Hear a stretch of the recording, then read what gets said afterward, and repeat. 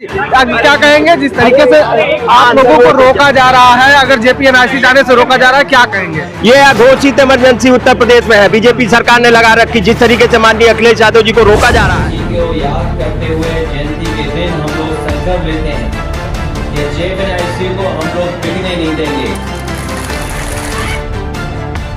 नमस्कार, आप देखना शुरू कर चुके हैं लोक बंधु लाइव। आज 11 अक्टूबर है और हम समाजवादी पार्टी केंद्रीय कार्यालय के बाहर मौजूद हैं।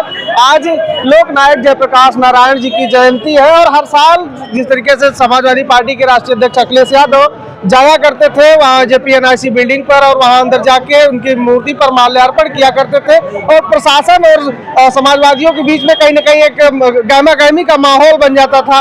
आज लेकिन उस तरीके का नहीं दिख रहा है। देखिए, समाजवादी पार्टी के राष्ट्रीय अध्यक्ष अखिलेश यादव अपने उनकी प्लीट कार्यालय पर पहुंच रही है, जिससे ये साफ हो रहा है कि अभी तक तो कोई प्रोग्राम ऐसा नहीं हुआ है कि जिससे ये लगे कि उनका कार्यक्रम वहां पर लगा है। वहां जाएंगे या नहीं जाएंगे, अभी तक ये साफ नहीं हो पा रहा है। आप समाजवादी पार्टी कार्यालय के बाहर का माहौल देख सकते हैं। देखिए, यहाँ पर तमाम जो कार्यकर्ता हैं, उनके चाहने वाले हैं, वो इकट्ठा हुए हैं। तमाम जो उनकी विंग है, संगठन है, वो यहाँ के लोग यहाँ पर इकट्ठा हुए हैं। यहाँ पर यूथ ब्रिगेड के भी लोग हैं, यहाँ पर लोहिया वाहिनी के भी लोग हैं और तमाम जो युवा हैं उनके साथ में वो यहाँ पर इकट्ठा हुए हैं। फिलहाल अभी तक जो माना जा रहा है कि आज जो जयप्रकाश नारायण जी की जो जयंती है उस पर जो माल्यार्पण या जो कार्यक्रम होगा वो कार्यालय के अंदर ही मनाया जाएगा। और अभी देख रहे हैं इनकी अखिलेश यादव जी की फ्लीट आ चुकी है, ये अपने कार्यालय पर पहुंच रहे हैं। जो अभी लग रहा है कि सफाई से जो है कल नेताजी की पुण्यतिथि थी, वहां से लौटकर सीधा कार्यालय पहुंचे हैं और कार्यालय पर जो आप माहौल देख पा रहे होंगे, देखिए ये दीवानगी अखिलेश यादव की है जो देखने को मिल रही है कि उनका इंतजार करते हुए कार्यकर्ता उनका स्वागत करते हुए नजर आ रहे हैं। तमाम जो कार्यकर्ता हैं वो कतारबद्ध, ये देखिए कैसे ये दीवानगी जो आप देख रहे हैं, ये अखिलेश यादव की दीवानगी है। जो देखिए इतनी भीड़ जो उनके पीछे पागल है, चाहे वो युवा हो या फिर जो है नेता है, तमाम जो बुजुर्ग भी इसमें शामिल है। जो बच्चे हो जाते हैं समाजवादी पार्टी कार्यालय के बाहर पहुंचकर एक बच्चे की तरीके से देखिए उनके पीछे दौड़ लगा रहे हैं, जबकि सबको पता है कि कार्यालय के अंदर जाएंगे और वहाँ पर जो कार्यक्रम है वहाँ पर सब लोग शामिल होंगे। फिलहाल अभी हम जब यहाँ पर मौजूद हैं, अभी तक तो कोई ऐसा कार्यक्रम नहीं हुआ है। क्या कहेंगे जिस तरीके से आप लोगों को रोका जा रहा है, अगर जेपीएनआईसी जाने से रोका जा रहा है, क्या कहेंगे? ये घोषित इमरजेंसी उत्तर प्रदेश में है। बीजेपी सरकार ने लगा रखी। जिस तरीके से माननीय अखिलेश यादव जी को रोका जा रहा है, जिस तरीके से माननीय अखिलेश यादव जी को पिछली बार उन्होंने जान जोखिम में डाल के बाउंड्री कूद के माल्यार्पण किया था और जयप्रकाश नारायण की विचारधारा से कहीं न कहीं घबराए हुए लोग हैं, लेकिन अब माननीय अखिलेश यादव जी के पीडीएस से भी घबराए हैं। अच्छा, ऐसा क्यों है कि वहाँ रोक क्यों रहे हैं अंदर? वो अपने चाहते व्यक्ति को बेचना चाहते हैं, देश की सारी सरकारी संपत्तियां अच्छी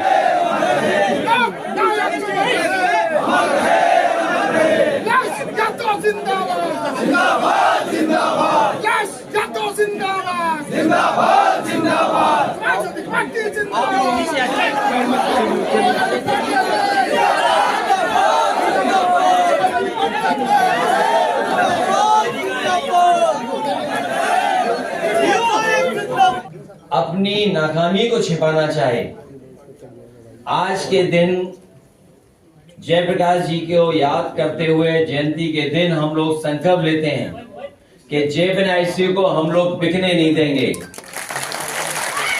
ये सरकार जो बेचना चाहती है जेपीएनआईसी को, वो हम समाजवादी लोग मिलकर के इसको बिकने नहीं देंगे। इन्होंने जो दुर्दशा की है, जयप्रकाश जी देश के उन नेताओं में हैं जिन्होंने सामाजिक परिवर्तन के लिए, राजनीतिक परिवर्तन लाने के लिए, समाजवादी आंदोलन को आगे बढ़ाने के लिए पूरा अपना जीवन न्यौछावर कर दिया। जहां वो अंग्रेजों से लड़ते रहे और उसके बाद जो सरकारों में बुराई आई उसको भी उन्होंने अपने संघर्ष के रास्ते सरकार को जगाने का काम किया। और उस समय की सरकार जो ये समझती थी कि सरकार नहीं हट सकती है, जयप्रकाश जी की क्रांति ने, संपूर्ण क्रांति के आह्वान ने उस सरकार को भी हटाने का काम किया। जो संपूर्ण क्रांति का नारा दिया आज भी प्रासंगिक है। आज भी देश को वही रास्ते की जरूरत है। हमारा देश तभी खुशहाल होगा जब समाजवादी मूल्यों से चले। जहां जयप्रकाश जी ने अपना जीवन भर आंदोलन किया, जीवन भर संघर्ष किया और समाज से लेकर के राजनीतिक दिशा को बदला। हम समाजवादियों को वो विरासत में जो चीजें मिली हैं, आज के दिन हम लोग संकल्प लेते हैं कि उनको आगे बढ़ाने का काम करेंगे। जेपीएससी से हम लोगों ने कई बार आपसे कहा कि पॉलिटिकल इमोशनल अटैचमेंट है, क्योंकि इसका शिलान्यास जब हुआ था उस समय नेताजी, जॉर्ज फर्नांडिस और समाजवादी पार्टी के वरिष्ठ नेता और बहुत महत्वपूर्ण नेता उस कार्यक्रम में शामिल रहे थे। न केवल इस सरकार ने बर्बाद किया है उसको, बर्बाद के साथ साथ कोई देख ना पाए, क्योंकि अगर देखेगा तो बहुत सारे देश के लोगों को जानकारी हो जाएगी। याद रहे सरकार को कि जयप्रकाश जी ने जनता को जगा करके सरकार को हटाने का काम किया था। समाजवादी लोग हम सब मिलकर के जनता को जागरूक कर करके सरकार को हटाने का काम करेंगे। आज के दिन हम छात्र सभा के दोनों नौजवानों को बधाई देना चाहते हैं। हालांकि लोहिया मायनी के हमारे राम करण निर्मल को भी मैंने कहा था कि उनकी भी इच्छा थी कि कुछ इस तरह का काम किया जाए, मैंने उन्हें रोका था। लेकिन छात्र सभा के विनीत कुशवाहा और छात्र सभा का नेता अमर यादव, उन दोनों को बधाई। जो काम हम लोग करना चाहते थे वो काम उन्होंने पहले ही कर दिया। और अक्सर देखा जाता है कि पुलिस पीछे ही रह जाती है, इस बार फिर पुलिस पीछे रह गई। और इस साल का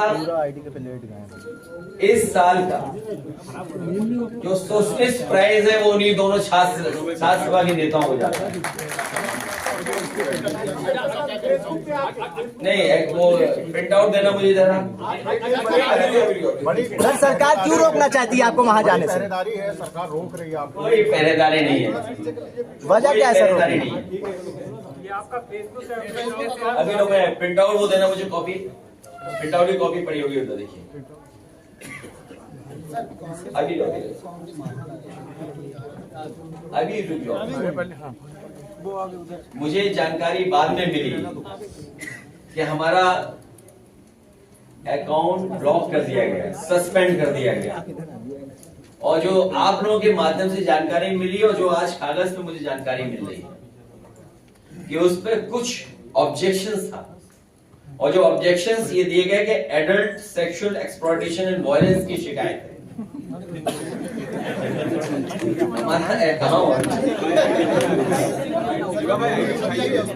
नहीं, ये हमारे पत्रकार साथी जानते होंगे। अनऑफिशियली ये बात आपको कही गई थी कि अनऑफिशियली भी आप लोगों को, मुझे लगता कि विभागों से जानकारी मिली थी। ये जो आपके चेहरे पे मुस्कुराहट ये बता रहे कि आपको पहले ही पता था कि एडल्ट सेक्सुअल एक्सप्लॉयटेशन वायलेंस। तो मैंने जानना था, जब मुझे पूरी रिपोर्ट मिली, उस रिपोर्ट में जो पोस्ट हुए हैं, बलिया की एक घटना है जहां पर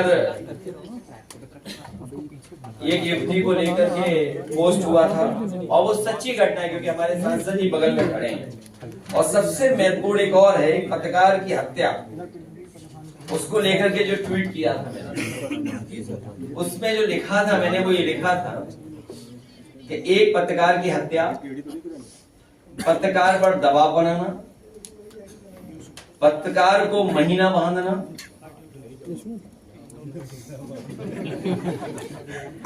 पत्रकारों पर एफआईआर कराना, पत्रकारों को निर्वस्त्र करके मारना, और ये आप जानते हो किस जिले की घटना है।